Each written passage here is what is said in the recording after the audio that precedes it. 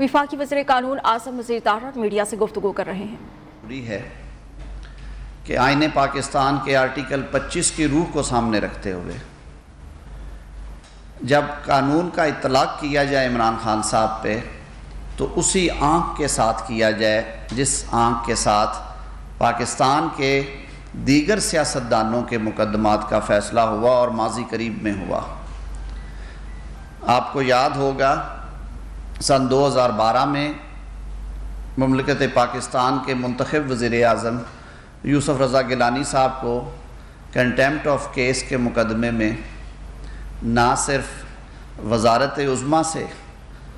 फ़ारिग किया गया बल्कि उनकी पार्लिमान की रुकनीत भी गई। उससे आगे चलते हैं, 2017-18 में 3 मुकदमात यके बाद दीगरे सुप्रीम कोर्ट ऑफ पाकिस्तान ने लिए और उन 3 मुकदमात में तलाल चौधरी साहब को, दानियाल अज़ीज़ साहब को और जनाब निहाल हाशमी साहब को कंटेम्प्ट ऑफ केस के केसेस में सज़ा देने के बाद ना सिर्फ सज़ा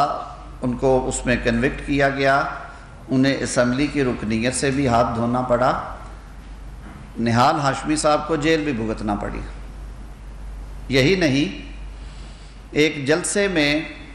एहतजाज के दौरान सीना कोबी करने पे कसूर के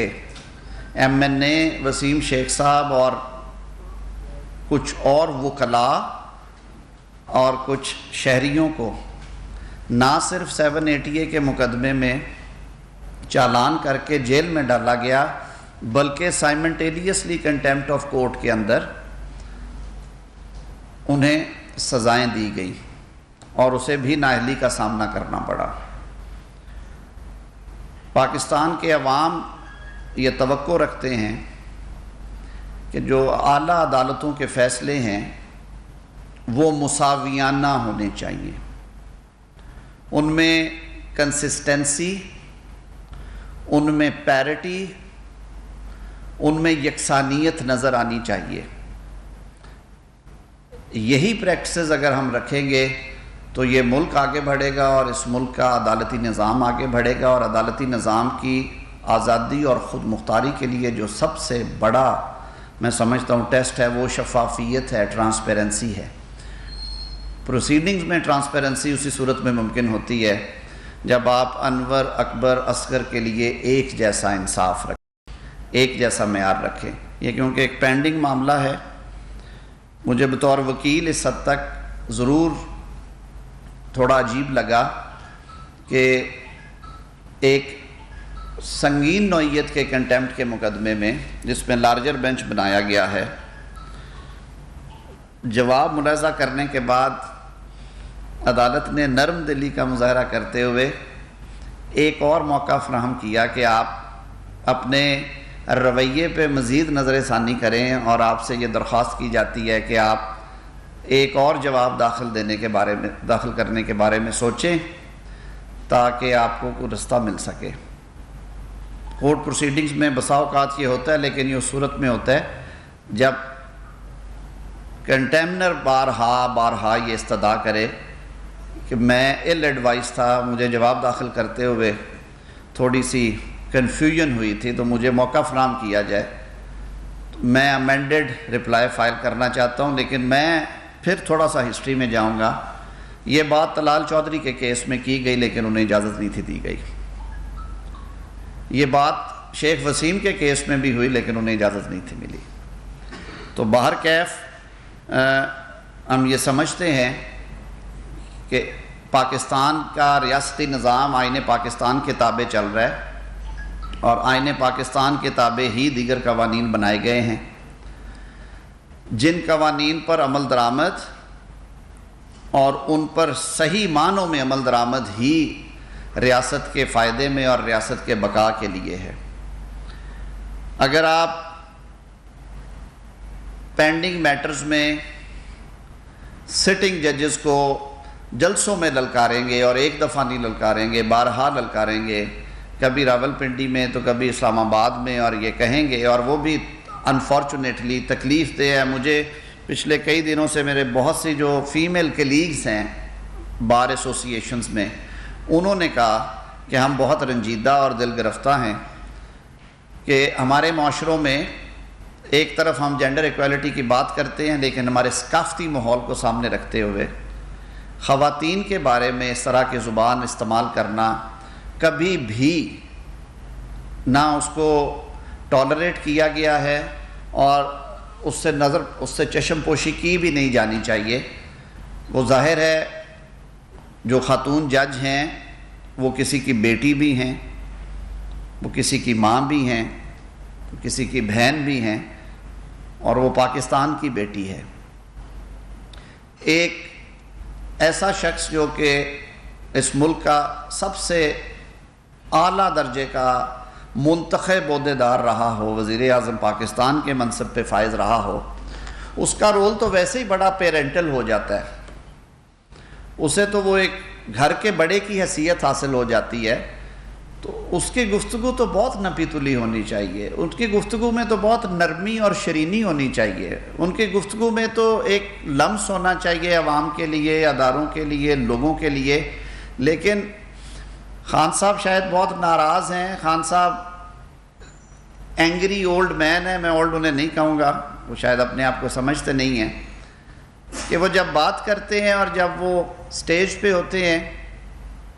تو ان کے جو جذبات کا بہاؤ ہے اس کے آگے نہ عدلیہ کو ٹھہرنے دیتے ہیں وہ، نہ انہوں نے افواج پاکستان کو ٹھہرنے دیا ہے، نہ انہوں نے پارلیمان کی کوئی کسر چھوڑی ہے عزت افزائی میں، نہ انہوں نے الیکشن کمیشن کو کسی قسم کا کوئی رعایت دی ہے، اور جس طرح کی زبان انہوں نے اور جس طرح کے للکار اور دھمکیاں انہوں نے پاکستان کے ایک موقر آئینی ادارے الیکشن کمیشن آف پاکستان، اس کے ممبران اور اس کے سربراہ کو دی ہیں، وہ بھی انتہائی تکلیف دہ ہیں۔ اور یہ آج کی بات نہیں ہے، آپ کو یاد ہوگا 2015 میں بھی ایک کیس ڈیسائیڈ ہوا تھا عمران خان صاحب کا، اس وقت کے چیف جسٹس جناب انور ظہیر جمالی صاحب اس بینچ کو ہیڈ کر رہے تھے، جب انہوں نے اس الیکشن پروسیس کے دوران عدالتی اور عدلیہ کے کردار کو شرمناک قرار دیا تھا، تو اس وقت بھی انہیں وارننگ دے کے چھوڑا گیا تھا اور ان سے انڈرٹیکنگ لی گئی تھی کہ آپ آئندہ اس طرح کی گفتگو نہیں کریں گے۔ تو اس کے بعد شاید بارہا مواقع پہ یہ ہوا۔ تو میں یہ بڑا طبعاً آپٹمسٹک آدمی ہوں، بطور قانون کے ایک طالب علم کے، بطور ایک وکیل کے، بطور ایک پاکستانی شہری کے، میں سمجھتا ہوں کہ قانون اپنا رستہ لے گا، اور اس کیس میں بھی انشاءاللہ اسی معیار کو سامنے رکھا جائے گا جس معیار کو اور جس قانون کو سامنے رکھتے ہوئے ماضی میں پاکستانی سیاستدانوں کے بشمول وزرائے اعظم کے مقدمات کا فیصلہ کیا گیا۔ ایک اور جو تکلیف دہ بات گزشتہ دنوں ہمارے سامنے آئی،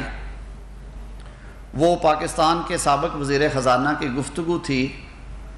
پنجاب اور خیبر پختونخوا کے وزرائے خزانہ کے ساتھ۔ ہم جب پارلیمان میں جاتے ہیں تب بھی ہم ایک حلف اٹھاتے ہیں جو کہ آئین پاکستان کی ریکوائرمنٹ ہے اور آئین پاکستان کے شیڈیول میں اس کا اندراج ہے، جس میں ہم کہتے ہیں کہ ہم پاکستان کے مفاد کے خلاف کوئی عمل اور کوئی بات نہیں کریں گے۔ پھر جب آپ بطور وزیر حلف لیتے ہیں تو اس میں باقی لوگوں کے حلف میں اور وزراء اور وزرائے اعظم کے اور وزرائے اعلیٰ کے حلف میں ایک فرق ہے، وہ یہ ہے کہ میں اپنا ان the discharge of my duties, یعنی کہ میں اپنے کارہائے منصبی انجام دیتے ہوئے صرف اور صرف قانون اور ضابطے کا خیال رکھوں گا، میں کسی کی سنوں گا نہیں، چاہے وہ میرا قریبی ہے یا میرے دور کا ہے، میرا دوست ہے یا میرا عزیز ہے، اور ان سب سے بالا تر ہو کے۔ تو اس گفتگو کے بعد یہ لگا کہ پاکستان تحریک انصاف کے وزیر خزانہ خیبر پختونخوا سے وہ شاید اپنے حلف کی پاسداری سے بھی گئے، اور سابق وزیر خزانہ نے، جن سے کہ یہ توقع نہیں کی جا سکتی تھی، انہوں نے حدیں ہی عبور کر دی، انہوں نے سیاست کو مقدم رکھ کے ریاست کو پش پش ڈالنے کی کوشش کی۔ وہ تو اللہ کی کرم نوازی ہے کہ ان کا منصوبہ کامیاب نہیں ہوا۔ میں سمجھتا ہوں یہ سراسر نہ صرف یہ ملکی مفاد کے منافی ہے، بلکہ یہ مملکت خدا داد سے منافقت اور بغاوت کے زمرے میں آتا ہے۔ اور پاکستان میں بسنے والے تمام لوگوں کے دل دکھے ہوں گے اس سے۔ حکومت بھی اس بارے میں وزارت داخلہ اور وزارت قانون میں مشاورت جاری ہے۔ ہم نے اس جو آڈیو کنورسیشن ہے اس کی فرینزک آڈٹ کا فیصلہ کیا ہے، اور وہ رپورٹ آنے کے بعد انشاءاللہ العزیز مشاورت کا عمل مکمل ہوتا ہے تو انشاءاللہ العزیز قانون کے مطابق اس پہ بھی عمل کیا جائے گا، اس پہ کارروائی کی جائے گی۔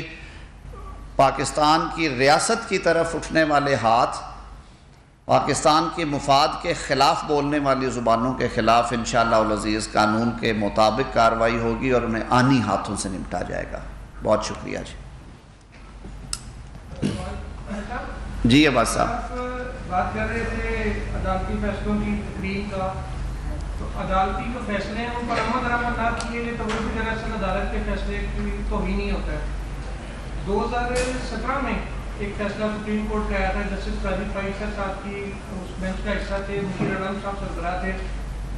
جس میں کہا گیا تھا کہ جن فوجی افسران نے حالت کی خلاف ورزی کی ان کے خلاف کارروائی کی ہے تو وفاقی حکومت اس معاملے پر تحقیقات کرے۔